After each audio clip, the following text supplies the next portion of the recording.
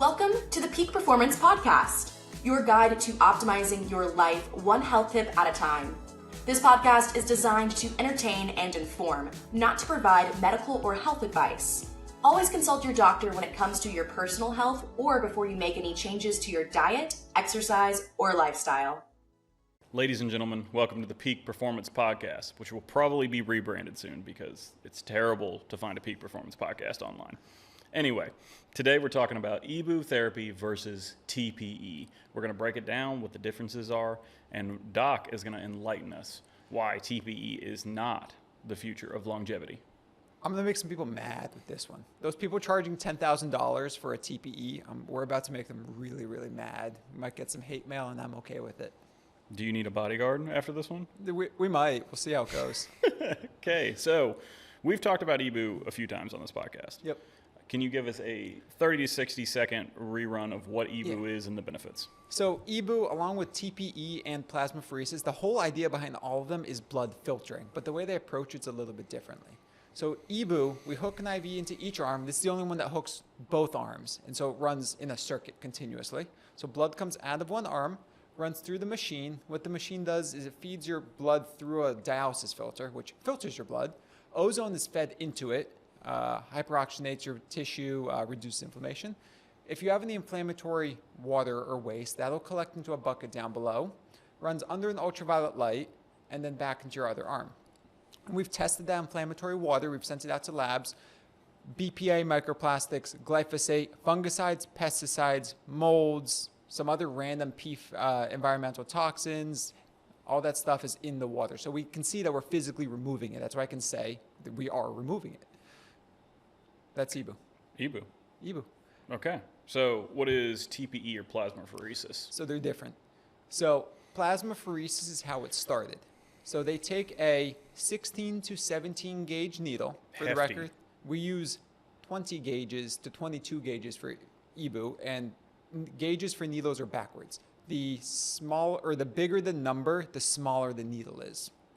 So 16 to 17, like you can see my veins on camera, I can just barely take a 16. Kyle could probably easily take a 16, but like they're big. And the reason they do that is they need a lot of blood. They want to pull a liter out in a minute, or not in a minute. They want to pull out, 45 minutes to pull out a liter? Why they use that much blood, I don't know, because we process, or why they use those bigger needles, I don't know. We process that much blood through EBOO, more than that in an hour. But regardless, plasmapheresis, they take your blood, they pull it through a either centrifuge or filter, and they split it. Your red blood cells will go one way, and your plasma goes the other way.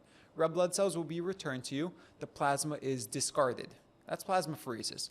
Do you know the going rate for plasmapheresis? I don't off the top of my head, but I want to say it's probably around 3-4K. Okay.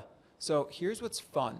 You can go to Red Cross or One Blood or wherever those places are and donate plasma. And they'll do the exact same thing. They'll take your blood and they'll break it down and give you back your red blood cells and keep your plasma for donation. But instead of charging you $3,000 for the luxury, they'll actually pay you. They'll give you a couple $100. That's plasmapheresis. So you can make money to do the same thing that longevity clinics are charging you for. Yes, 100%. Oh. Now, the new one is called Therapeutic Plasma Exchange. That's where they take plasmapheresis, so they take your red blood cells, separate them off from your plasma, then they throw out your plasma and give you albumin, 5% albumin. And so I was ready to order this machine. I had my finger on the button, ready to order a TPE machine. You know that. Mm-hmm. And then I was like, someone is going to ask me where the albumin comes from. And I have no idea. And everyone I talk to has no idea because no one has ever asked this question. But I knew someone asked me, so all I did was Google, where does 5% albumin come from for infusion? And the answer is? Donation. So you get your plasmapheresis done, and then they have the albumin, and then they sell it back to someone doing TPE. Basically. I mean, hospitals use it. There's a lot of principles for use in hospitals, and don't get me wrong, that's all good. Using it for TPE, you're getting donated human blood. And it's not screened to the same standards that I would screen blood. They're not checking for Epstein-Barr or spike protein or Lyme or other things. They're checking for transmittable known diseases, which is HIV, hepatitis, and a couple of other things.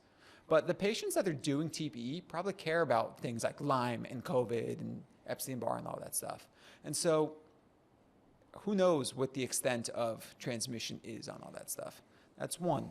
The second thing I bring up, if that doesn't dismay people, is we didn't know about HIV until we knew about HIV. So what else do we not know about? Yep. So there could be things that we're not screening for in that donated albumin. Yep. And maybe we'll learn about it in 10 or 20 years. Exactly. And so TPE, its going rate right now is between $8,000 and $10,000. So you're paying $8,000 to $10,000 to pull out a liter of blood, give you back your red blood cells, throw away your plasma, give you new albumin. So does it actually filter the red blood cells? No, it doesn't. It just separates them off. It does. And EBOO does. Yes. So TPE, or Therapeutic Plasma Exchange, has no filtering component to it whatsoever. It's just a separation. So yes, EBOO, it takes your blood, it filters it, it cleans it, it hyperoxygenates it, removes garbage from it, runs in ultraviolet light to further sterilize bad stuff, and returns it to you. Okay. And so don't let me make this an EBOO shill episode, because there is something new that's in theory coming to market. Been hearing that for a while. It's Inespheresis. That's the next iteration of TPE, which actually starts to make sense. But who knows when it'll hit American markets? Might be 6 months, might be 4 years. But what they do is it's a two-part system. So they take out your blood. They still use a 16-gauge needle, so it's massive. So they take out your blood. The first thing it hits is the separator. So it separates off your red blood cells and returns those. Then it takes your plasma, filters it, and then returns it to you. So you're not getting anything added to it like albumin. But at that point, how's it any different than EBOO? They say their filter's a little bit better, but I don't think it is. Yep. Until we see the data on the filtration, we just won't know. Now, there's two filters coming to market, Xthera and Maker Medical. Those I'm excited for. Those are filters that are said to filter way more than the regular dialysis filter does. And right now, they're charging $25,000 for them in Mexico. So we're waiting for them to go through FDA trials and come to the American market. And that's what we'll probably end up getting once those come to market. Excellent. So to summarize really quickly, EBOO, we've got the filtration of the whole blood, including the plasma and the red blood cells, the hyperoxygenation, the UV, and the return back to the body. Plasmapheresis is basically the same as donating your plasma at a donation center. You don't have to donate plasma. You can go donate regular blood. So you lose a little bit of red blood cells. It's actually good for you. Your body will make new ones. Yep. So it's basically the same as donating. You could actually get paid for it.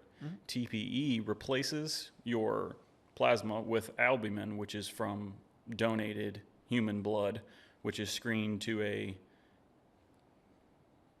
fairly decent extent, but to FDA standards. To FDA standards, but is not exclusively screened for everything we know about. Plus, there's things we probably don't know about. Yep. There you go. That pretty much sums it up. Well, in summary, this is why it's the official opinion of the Longevity Center and Dr. Benjamin Kosubevsky that EBOO currently is the best blood filtration technique on the market. Correct. It's the only one that takes your blood, cleans it, gives it back to you. Thank you for joining on the Peak Performance Podcast. I'm Coach Kyle. I'm Dr. Kai. We'll see you guys next time. Thanks for tuning in to another episode of the Peak Performance Podcast, your #1 resource for today's top health hacks and facts. You can follow us on Instagram at the Peak Performance Pod or on X at Perform Pod. You can also check out our website and weekly blogs at peakperformancepodcast.online. Again, thanks for watching, and don't forget to subscribe. We put out a new podcast every Thursday. The content of this podcast is provided for informational purposes only and is not intended for the purposes of diagnosing, treating, curing, or preventing any disease. Before using any products referenced on the podcast, consult with your healthcare provider. Carefully read all labels and heed all directions and cautions that accompany the product. Information found or received through the podcast should not be used in place of a consultation or advice from a healthcare provider. If you suspect you have a medical problem or should you have any healthcare questions, please promptly call or see your healthcare provider.